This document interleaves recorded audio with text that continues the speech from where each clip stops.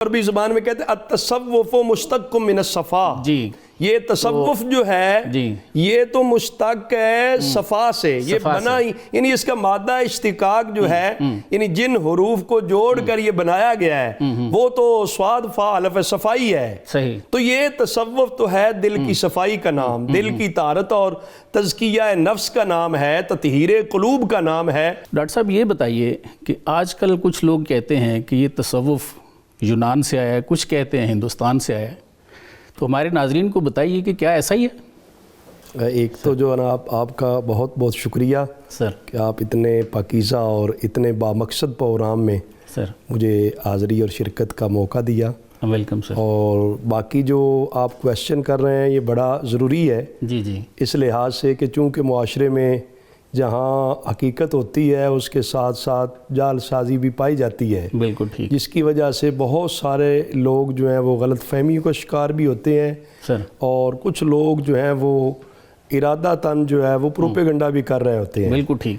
تو میں یہ سمجھتا ہوں کہ یہ بات کرنا تو اسلامی تعلیمات کے ساتھ یہ کھلا جو ہے مذاق بھی ہے اور انحراف بھی ہے. بالکل ٹھیک. اس لیے کہ صوفی ازم جو ہے یہ تو قرآن و سنت کی ایک مستند تشریح کا نام ہے، واہ. قرآن و سنت کی مستند تعبیر کا نام ہے، سبحان اللہ. اور حقیقت میں دیکھا جائے تو روح دین اور روح اسلام کا نام ہے. سبحان اللہ. تو یہ اس حوالے سے یہ کہنا کہ یہ ہندوستان سے آیا تو پھر کیا قرآن مجید ہندوستان میں نازل ہوا ہے صحیح. یا پھر کوئی یونان میں نازل ہوا ہے؟ بالکل جب بچہ جانتا ہے کہ وہ تو حرمین شریفین کی مقدس سرزمین ہے واہ. جہاں پہ اللہ تبارک و تعالیٰ نے غار حرا میں سورہ جو علق کی ابتدائی آیات اقرا بسم ربک الذی خلق نازل فرمائی ہیں، جی جی جو قرآن و سنت ہے، قرآن و سنت کی ہی مستند تشریح کا نام تصوف ہے، سبحان اللہ. صوفی ازم ہے. سبحان تو اللہ. وہ جب نبی کریم صلی اللہ علیہ وآلہ وسلم نے قرآن مجید کی تشریح فرمائی، قرآن مجید لوگوں کے سامنے پیش فرمایا جی کہ رب تعالیٰ کی کلام ہے، لوگوں کی ہدایت کے لیے اتاری گئی ہے. جی تو یہ قرآن مجید کے اندر تصوف کا باقاعدہ نہ صرف ذکر موجود ہے بلکہ حقیقت میں تو قرآن و سنت کی تشریح و تعبیر کا نام ہی دوسرا تصوف ہے. سبحان اللہ. اس لیے قرآن و سنت سے ہٹ کے اگر کوئی تصوف کو دیکھے گا، سمجھے گا یا کچھ کہے گا تو میں سمجھتا ہوں وہ تصوف نہیں ہے. بالکل ٹھیک. تصوف جس چیز کا نام ہے وہ تو پراپر ہے ہی قرآن و سنت کی تشریح و تعبیر کا نام. بالکل. اور قرآن مجید کے اندر بھی تصوف کا باضابطہ طور پر ذکر بھی موجود ہے، صحیح. اور نبی کریم صلی اللہ علیہ وسلم کی احادیث مبارکہ کے اندر بھی اس کا ذکر موجود ہے. اور پھر یہ تصوف تو ایک اسلامی تعلیمات ہیں. سر ہندوستان کے اندر جہاں پہ ہندوازم ہے یا یونان کے اندر، ان کا تو اللہ تعالیٰ کے ساتھ عبادت کا، بندگی کا، نہ نماز نہ روزہ نہ حج نہ زکوٰۃ، کوئی ایسی چیز تو پائی نہیں جاتی، کوئی مماثلت بھی نہیں ہے. صحیح. کس بنیاد پہ لوگ یہ پروپیگنڈا کرتے ہیں؟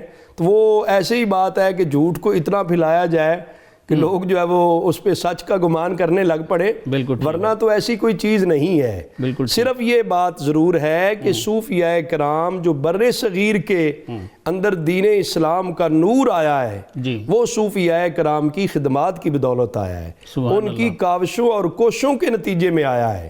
تو یہ اس وجہ سے وہ پھر اسلام کے جو محسنین ہیں یا اسلام کے مبلغین ہیں ان کو ٹارچر کرنے کے لیے یا ٹارگٹ کرنے کے لیے وہ لوگ اس طرح کا جھوٹا پروپیگنڈا گھڑ لیتے ہیں، ورنہ اس کا حقیقت کے ساتھ کوئی دور دور تک کوئی تعلق ہی نہیں بنتا. یہ جو یونانی تھے یہ تو ہم نے بھی ان کو پڑھا ہے اپنے سلیبس میں، یہ تو سورج چاند ستاروں کی بھی پوجا کرنے والے ہیں. تو ہمارے ہاں کون سا ایسا؟ حالانکہ اسلام کے اندر تو جو بر صغیر کے اندر جو مسلمان ہیں یا صوفیاء کرام ہیں، اولیاء کرام ہیں، ان کے اندر معاذ اللہ کوئی ایک بھی کوئی کہہ دے چاند سورج کی پوجا کرنے کی بات کو کرتا ہو، یہ کسی نے کی ہو، یہ کوئی بھی چیز ملے، یہ تو صوفیاء کرام تو خالص اللہ تعالیٰ کی توحید کا درس دیتے رہے، رب تعالیٰ کی توحید کی معرفت اور رب تعالیٰ کی توحید کا نور آگے تقسیم کرتے رہے ہیں. اور صوفی حقیقت میں ہوتا ہی وہ ہے جو قرب خداوندی اور تعلق باللہ اور مشاہدہ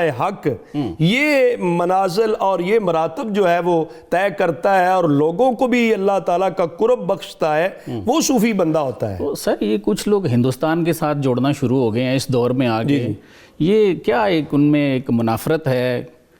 خلاف بولنے کا ایک ناد ہے، دشمنی ہے ایسے لوگوں سے، ورنہ وہاں پہ تو سارے ان کے مندر ہیں، ان میں مورتیاں ہیں، بت رکھے بالکل اس طرح کی چیز ہے۔ تو یہاں ہماری مسجدیں ہیں، ہماری مسجدیں ہیں، قرآن مجید کی تلاوت ہے، جو فریضہ نماز کی ادائیگی ہے۔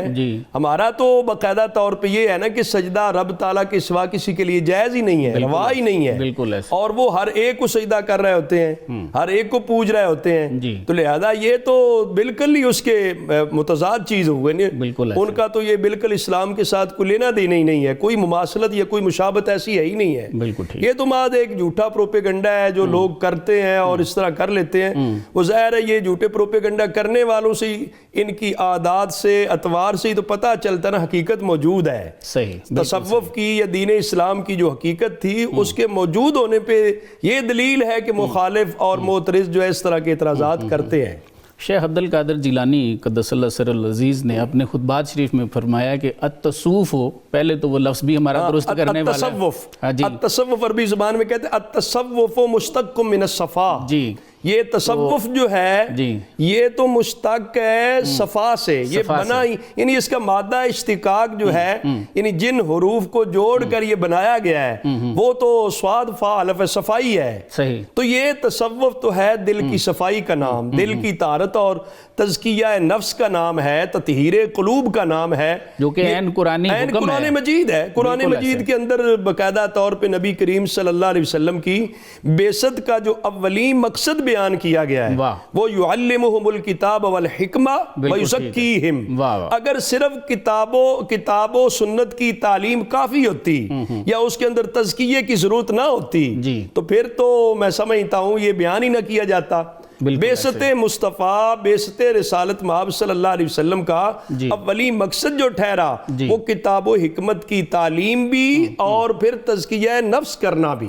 نبی کریم صلی اللہ علیہ وسلم اپنی نگاہ نبوت سے دلوں کو منور اور روشن کرتے، جن خوش نصیب لوگوں کو صحبت مصطفیٰ صلی اللہ علیہ وسلم میسر آئی ان سے اعلیٰ نفوس کوئی نہیں ہوئے، ان سے اعلیٰ قلوب کوئی نہیں ہوئے۔ رب تعالیٰ نے انہیں تقوی کے لحاظ سے، اخلاص کے لحاظ سے، طہارت اور پاکیزگی اور صفائی کے لحاظ سے اللہ تعالیٰ نے ان کے دلوں کو اتنا منور اور روشن کیا جو صحبت مصطفیٰ اور نگاہ مصطفیٰ صلی اللہ علیہ وسلم کا فیض اور توجہ تھی، جس کی بدولت جو ہے ان کے دل منور اور روشن تھے۔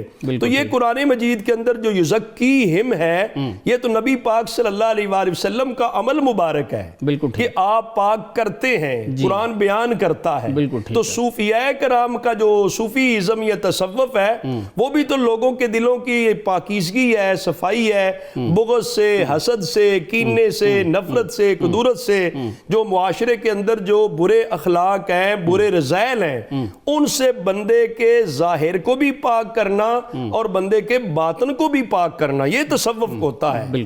تو یہ تطہیر قلوب کا نام ہے، تزکیہ نفس کا نام ہے۔ اس پر تو قرآن مجید میں قد افلح من تزکا کے ساتھ ڈگری جاری کر دی گئی ہے کہ کامیاب کس کو ہم کہیں گے؟ وہی شخص کامیاب ہوگا جو اپنا تزکیہ کرے گا، اپنی صفائی ستھرائی کا اہتمام کرے گا۔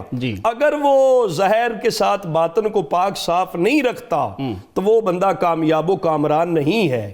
تو یہ صوفیاء کرام باقاعدہ مجاہدہ، ریاضت اور پوری ٹریننگ اور مشق کے ساتھ لوگوں کے صرف ظاہر کو شریعت کا پابند نہیں بناتے تھے بلکہ ان کے باطنی جتنی امراض ہوتی انہیں باطنی امراض سے پاک صاف کر کے ان کے باطن کو چمکاتے، منور اور روشن کرتے تھے۔ یہ فریضہ صوفیاء کرام نے سر انجام دیا۔ بالکل ٹھیک ہے۔